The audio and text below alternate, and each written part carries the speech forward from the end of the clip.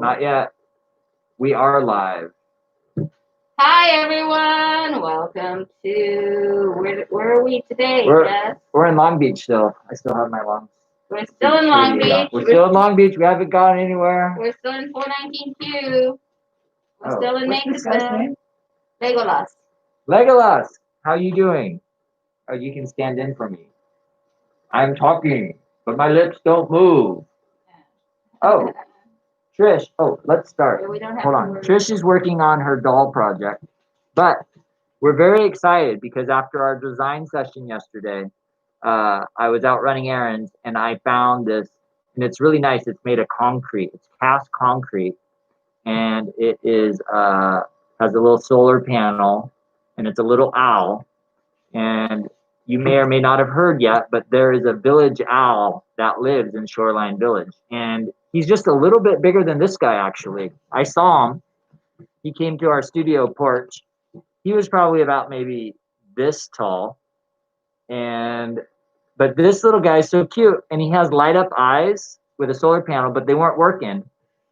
So I immediately popped off the back, and when I did that, I don't know if I can get it, but the eyes started flickering. Anyways, there's probably a loose connection. It seems to be working. He's also missing an ear here, which is why I found him in where I did. No lights and no ear. Oh. And so we might do some putty repair of his ear and then a paint job because he's just so precious. And we have an owl, and we need an owl. Oh, there's the lights. Oh, I need a mascot. Hold on. Our owl is our mascot. I want to just prove that the lights are.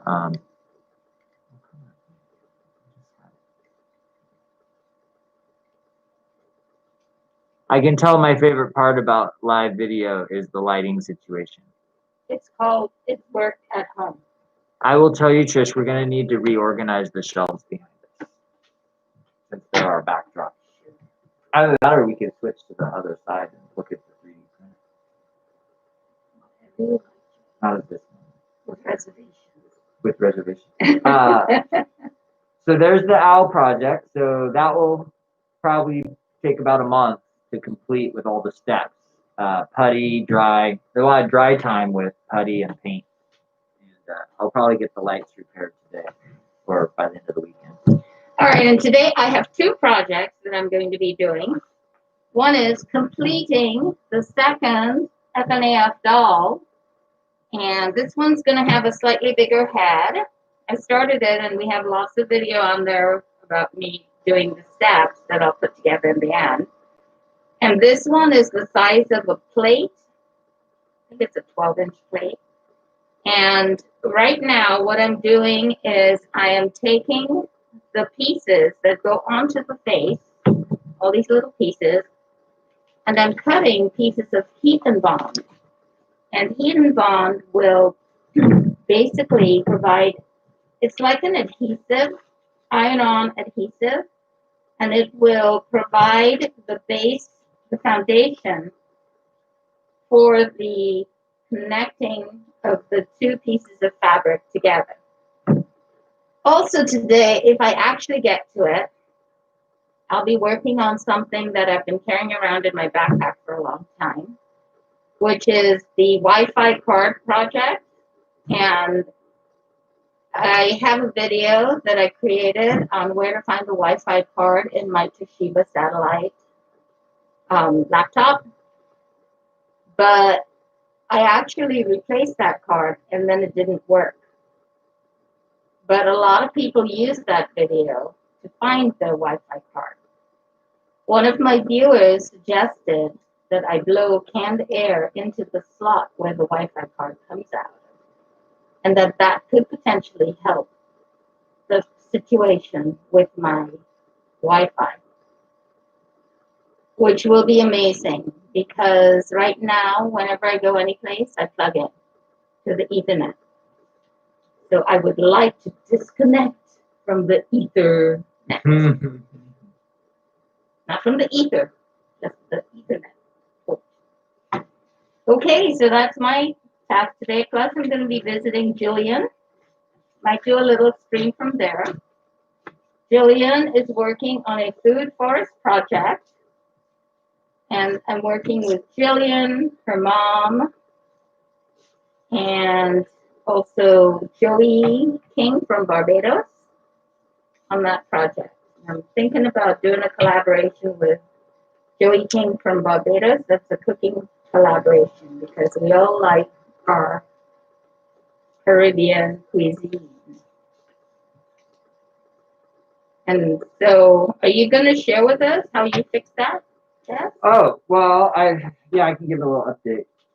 All right, so like I said, I was prying out the back here, and you'll see, oh, there it is.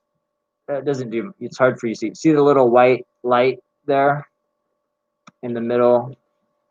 There it is. So that's it turning on, and it flickers, and you can actually see it. The flicker, we got too much sunlight. We need some nighttime. So I pulled it out, and the first thing I noticed was these wires were kind of tucked in here, and these ones had gotten glued in, and so I had to kind of gently pull those out because I don't want to break the connection because I'm still using it.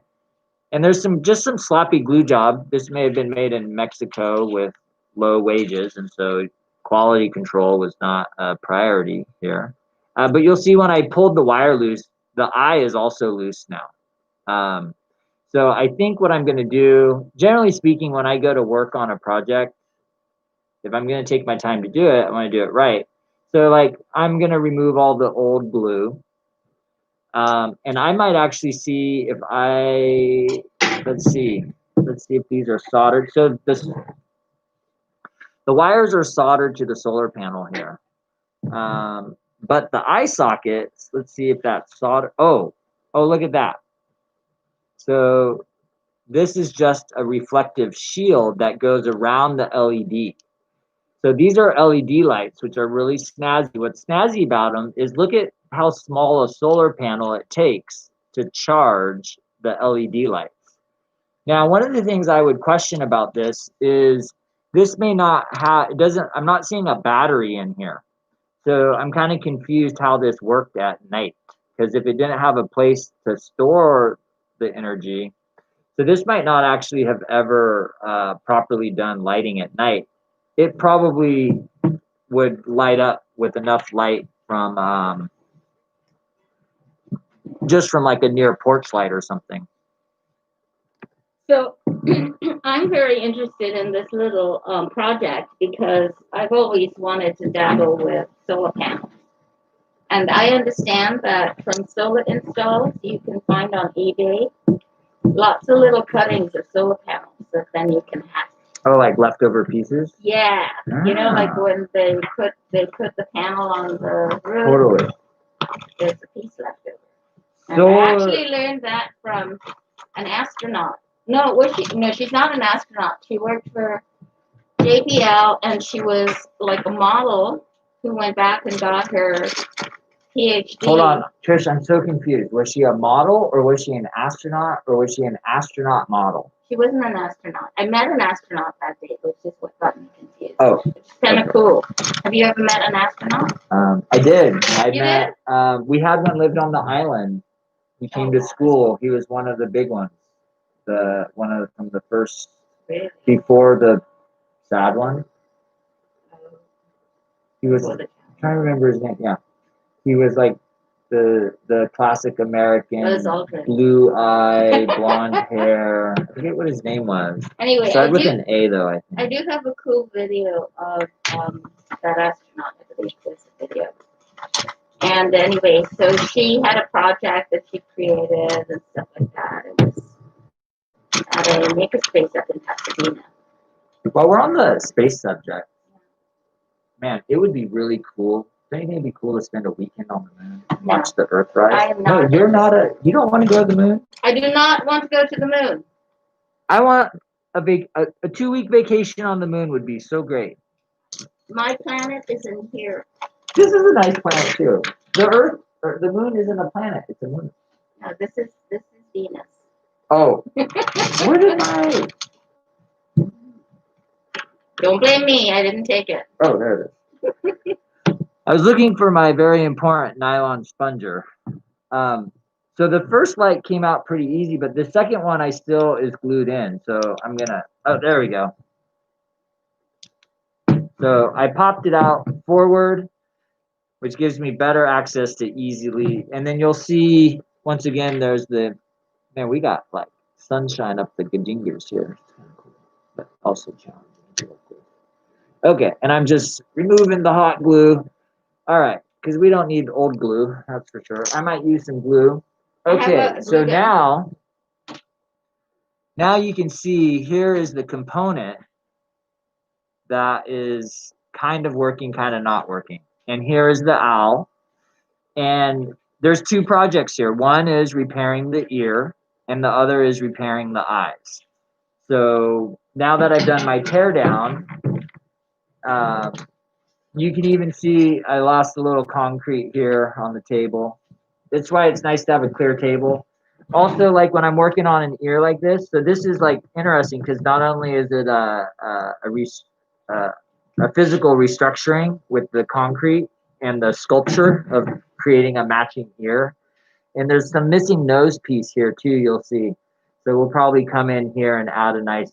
Looks like it had a pretty strong brow. Can I see the other side? Oh my gosh, that is quite a large missing ear. How did I not notice that before? Well, because you get so excited because there's an owl. Because there was an owl, yeah. I think you had its favorable side showing. And so that's one project, but the secondary project is actually an electronics project. And so this is kind of how the maker movement came about. Is you're like, oh well, one thing leads to another. I'm just working on this project, and my skills at sculpture and design are great for the owl, but all of a sudden it's like, oh, here's some electrical.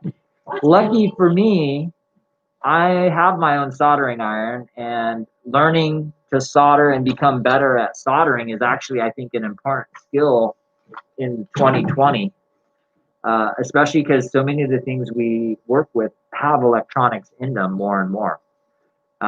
So it makes sense to have those. Oh boy. What do you mean, Jesse? You don't just like buy a new one? So I just did a boo-boo. Uh-oh. Probably because I was talking and not fully paying attention. You broke it? Yep. But so you can see what they did here. So this is the ground wire. So when you're, man, I gotta fix this light situation. We need a curtain. I like the light. The light's good. It's just, there we go. It's just when you're trying to do close up. The camera is, okay. So, oh, there we go. Okay. So here is the solar panel on one side and the circuit board on the back. And for those of you who may or may not know, but I repair computers and iPhones and all kinds of stuff over the last 10 years. My grandfather actually worked for IBM fixing computers, and I actually got some of his tools, which I use some of still, which are great. And then I also had the fortunate to have some electronics in high school, actually middle school, I think, and that was about it. Other than that, I was pretty self-taught. Thanks to YouTube, which is why I've decided, since I learned so much from YouTube and videos, that I should start sharing what I'm learning. So the red wire here is hot, and the black wire is a ground. And they used really small gauge wire, which probably had to do with the fact that they needed to connect to the LED, which is really small. Which is also cost, though. Yeah. So lesser gauge wire is cheaper because wire can be expensive because it's usually copper based. And so this is a really thin wire. So when you solder, you can see the solder joint here with this really thin wire. That wire is liable to break easily. So what they did in order to make it stronger is they just put a glob of hot glue wax on top of the solder after the solder was done. That does a couple things. One, that will waterproof the electrical joint. It also makes sure that this electrical solder doesn't move at all. So I hadn't realized that's what they had done. And so when I was picking on the glue, it just pulled the solder off right away, which is pretty okay. And I may or may not do that on the other side. It is a little extra soldering, but now that I'm looking at this, and then once again, since I'm doing all this work, I'm actually thinking I might increase the gauge of the wire. Um, the other thing you'll see, may see, so notice remember I said the light, it's working, but the lights were flickering. So that could happen. You're gonna see, so there's two wires, two yellow and two white that are going into each LED. One white goes in, the yellow comes out, and that's your circuit. Now, if these wires get crossed or touch, what it will do is it will ground the circuit early, and then the electricity doesn't go through the LED. So there is electricity going in here. I could get a voltmeter, and I probably will, and start figuring out. But based on where the wires are going, it's pretty easy to see. You can also see that the solder job here is a little bit sloppy. I'm not saying I can do a better job. Soldering is an art form in and of itself, but that could be leading to part of what the issue was as well. So I'm not going to get my soldering gun out in this moment because I'm going to keep studying it. But when I do get the soldering gun out, we will go live and I'll teach you what I know about soldering. Be careful, that iron is. Oh, be careful, hot iron. Okay, so while he's been doing that, I've been sort of prepping my parts. I don't know if you noticed, and it doesn't matter if you did, but basically I cut out a little piece of heat and bond, and I ironed it to each part that I'm going to need to seal to my head. So this is an eye. So once you iron it onto the fabric, then you basically peel back the other side of the heat and bond. And be a little tricky. You have to be careful sometimes if you haven't ironed it properly. The heat and bond will peel apart from the fabric when you do that, so you don't want to do that. I'm trimming off the excess plastic because I don't want, when I iron it to my white head, that the clear plastic goops up around the eye, the pupil, and ends up being a nice goopy mess. So I'm just positioning it on my eye, on my head right now. And I'm not in any hurry. So I'm just going to take my time with that. So anytime you have something to say, Cass, I'll just continue doing this, but you can pop in if you'd like. Okay. Yeah, not too much. I'm just contemplating what I want to do. But let me share that contemplation with everyone. So the contemplation, so I'm studying and trying to figure out why the lights are on or off sometimes. And I'm looking and the wires, sometimes it comes on, because sometimes you're like, oh, maybe if I could just freeze it in the on position. But basically I'm being lazy, because what I need to do is I need to remove the yellow and white wires, clean them up, strip them, and prep them for resolder. And I'll probably need to clean the joint here, but I'm going to do all that before I solder. The reason is because if I do the prep work on the wires now, they could get oxidation on them. That could be a little bit of rust if they sit around for a day or two. And when you're soldering, you want everything to be as clean as possible. So if I cleaned it today, but I wasn't going to solder till tomorrow or the next day, I would need to clean it again. So with electronics and computers, a very clean environment is a very important. It's important if you want to be successful with the work you're doing, because sometimes very small particulates can get in and interfere with electronic circuits. Another random one that happens all the time, in fact, you'll see when I solder, is I usually do my soldering on a piece of marble or a piece of stone. by doing that, what that does is it grounds everything right away, which is awesome. Two, it also kind of diffuses this thing called ESD, electric static discharge. It's a big thing in the industry. They talk a lot about it. Basically, anything, because when we repair stuff, everything is repairable. Nothing could ever go wrong. There's this thing, ESD. Sometimes it's electric. It's like if you've ever shocked someone with your finger, you go, pew, right? You're like, shock. When you rub your feet on the carpet or a balloon on your hair, that creates static electricity. I do that all the time. Yeah, so static electricity and computer repair are like, they don't go together. So make sure we always, when we work on computers, we discharge our electric. So hence the marble. But yeah, so that's the contemplation. And I think what I'll do is I'll probably plan on working on this Saturday or Sunday. So, but I'm excited about it. It's a fun little project. I have another fun project for you, not for today, but for another day. Oh, yeah. This, and I didn't bring it out for you. It just happened to be sitting here. The sewing machine has a stuck something, and we can look at it, but not today. It's mechanical. I think it's mechanical something, but there's a whole taking apart thing that I started Oh, looking at, and yeah, the taking apart. and There's a trick to taking things apart. and I will tell you, here's a pitch for Sovac. We are not sponsored by Sovac, and we have no Affiliation. we have no financial connection with them, except I spend a lot of money there.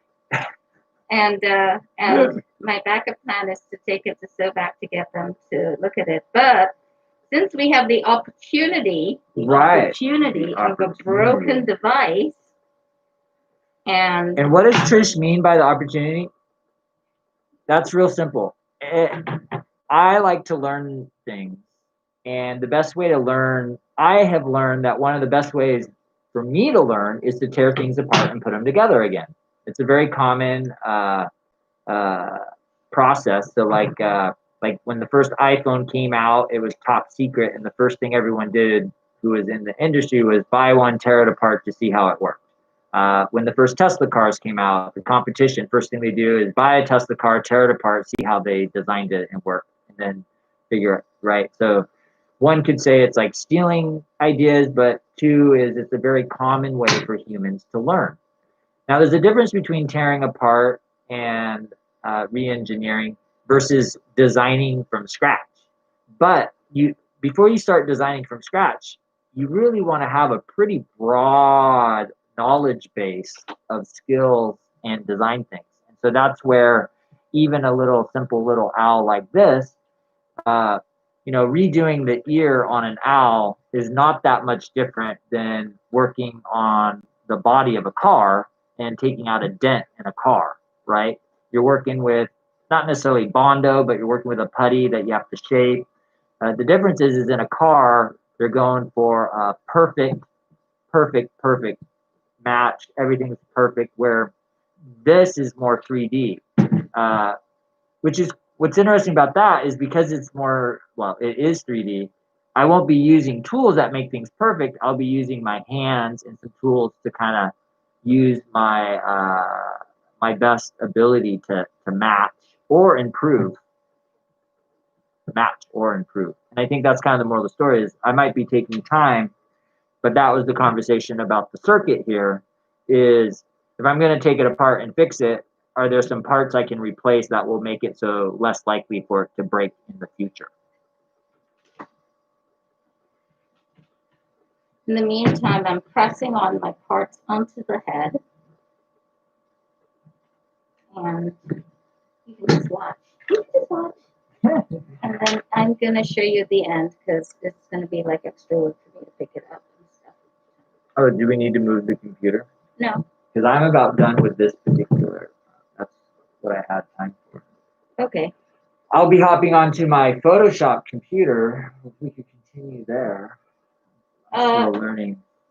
Yeah, but or we could just stop because this is more of the same right here. You want me to bring the picture around? Let's take a look at what Trish is ironing. It's not quite done, but this way you can get a better look at it before we sign I'm off. basically assembling it with the sticky part of the melty part on the bottom. And I'm going to iron the back also, but this just sort of gets it all started. And then I can line it up bit by bit.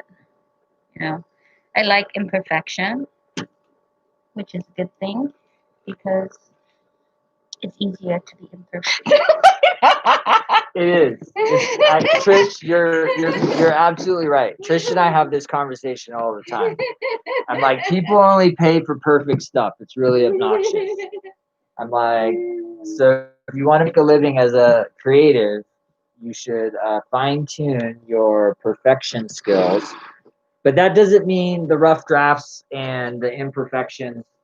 Sometimes, as we were kind of talking about the owl and the difference between working on an ear and a car, is the difference between perfection looks different to different people. And so that's kind of what Trish is kind of hinting at is, sometimes by design you want it to look nostalgic or rough. I actually have a really exciting project coming up for a client of mine. They have an art gallery up north, and they're big into art, and they love windmills. And they want a windmill on their hill behind their ranch house. And they've been talking about it, and I'm trying to move it forward. And yesterday they just sent me pictures of an old windmill on the ground, which is great because they were thinking about buying a new one, and I was waiting because I'd really rather design them something super cool. But I think what we're going to do, because one of the things I like to do is repurpose things, or why create from scratch when it's already here. So they sent me photos of a fallen windmill with some parts, and I'm like, oh, that's great. But they don't know who the parts belong to because it's just in the middle of the field. They don't know who owns the land. Oh. And so they have to figure that so out. they still have to figure out the parts. But I have pictures of the parts now, so we can start designing. Because maybe that person likes it there and wants that windmill as their aesthetic. Yeah, aesthetic. Except for it's on the ground. It will only last another 20 years on the ground. So now what I'm going to do, just so that you understand, and then we'll sign off, unless you have something else to say, Jeff. I'm going to get white thread and sew around the eyes. I'm going to get gray thread and sew up and down these guys. I guess those are like the tears or the paint on the face. Black thread and sew around the mouth. Red thread and sew around the cheek and the tongue. And so, the face paint. And so you see, it's a lot of changing of threads, but necessary, because even though I use the heat and bond, it will last longer if I also sew it. So let me catch that, Trish. You use the heat and bond just to kind of hold it in place while you sew it on. No, it actually could exist like this. See, like it's like, ooh. Yeah. But eventually it would peel. Yeah. You throw it in the washer. I think we have that example here on my mask, actually. Oh. On my mask is a frog that was sewn on, and the leg has started lifting. And so that is why you would tack that on with a piece of thread. I don't know if the whole thing was sewn. Oh, yeah, it was sewn. I don't know why. Oh, the thread broke. So this was ironed and then sewn, and then the thread broke, and that's why the leg is lifting. Right. So if you additionally had the heat and bond behind it. It does. Oh, it does. Yeah. Oh, so it's still. And it was sewn. And the thread. Okay. Yeah. I didn't realize it was thread. No, that didn't have heat and bond. Oh, it didn't? No. So what the heat and bond does is it reinforces so that there's less likelihood the thread will break, less pressure on the thread to pull apart because the heat and bond is also holding it. Gotcha. Less strain on the thread. Yeah. So that's actually how I got into sewing. Yeah. Was trying to sew patches on. Oh, right. A lot of people sew patches on, right? I have a patch jacket. Do you have a patch jacket? No, I don't. I should make one. I will bring and show you my patch jacket. Oh, you one should day. bring the patch. I kind of stopped adding Do we want to patches. say goodbye? Bye. Bye from Studio 419Q. oh no, we're not using that. Oh, You got it. Makersville, the Makerspace by the Sea in Shoreline Village Yes. in Long Beach. Makerspace by the California. Sea in Shoreline Village. Yeah, good thing we didn't take out a DBA. Oh my gosh, on 419Q. Can you imagine if we had? Okay, good, good, Oh. good. Never mind, we're not imagining. Goodbye.